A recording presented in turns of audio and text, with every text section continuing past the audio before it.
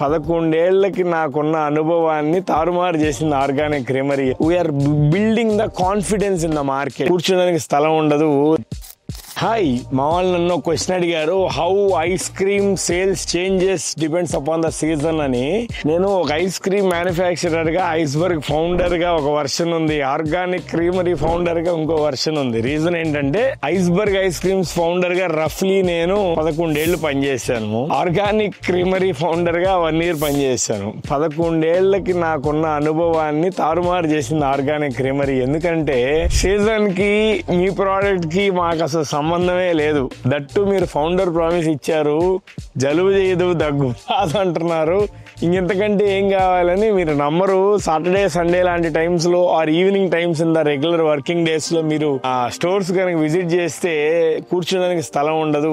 These are happy problems, I agree. But I want to just reveal only one thing, we're building the confidence in the market, number 1.